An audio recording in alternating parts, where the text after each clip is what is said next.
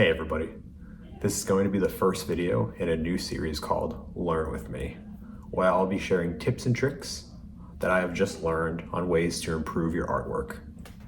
And in today's video, I'll be discussing 5 ways to improve your marker-based artwork. So anything with alcohol-based markers. Let's get started.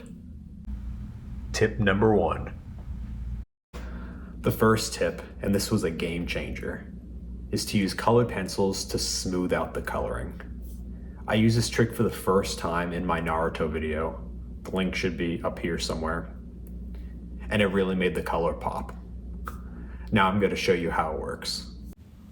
You'll see that I colored with a gray marker in 2 places.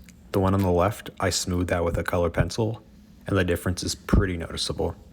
If you do that throughout your drawing, it'll really take it to the next level.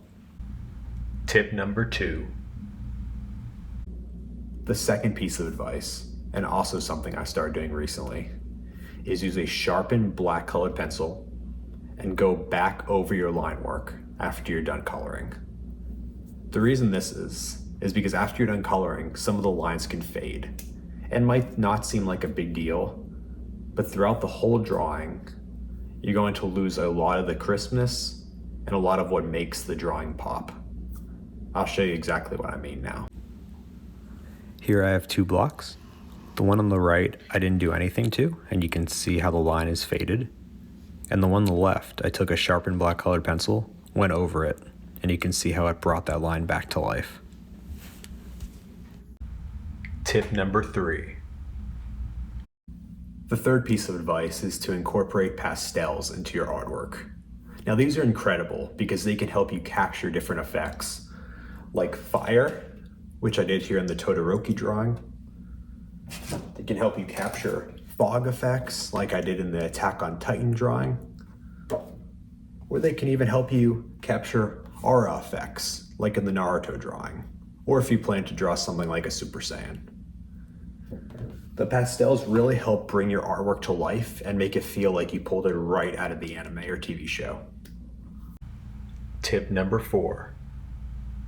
The fourth piece of advice is to create a color chart for yourself. So this is the color chart I made for myself. It's super straightforward. I just made a streak for each marker and then wrote down the marker number underneath it to identify it. Nothing fancy here.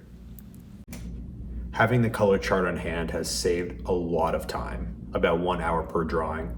Previously, I would take a piece of scrap paper, draw a streak, and then hope that that color matched up on the actual paper. It was tedious and it was a pain. But now I can just look at this and I'm much more confident that my color palette will be how I want it to be. Tip number 5. The fifth and arguably the most important tip is to make sure you have the right paper.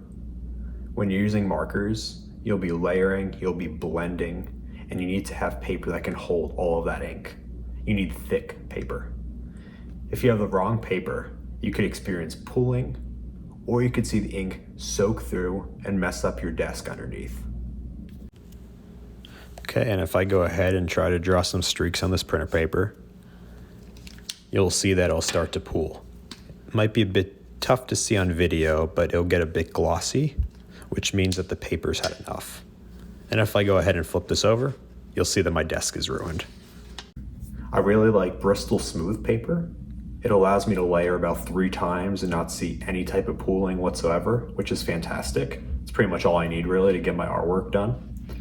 I'll throw a link for this down in the description below. And that's it. That's 5 tips to improve your marker artwork. If you like what you saw, like, subscribe, and I'm planning on doing more of these videos in the future, so stay tuned. Until next time.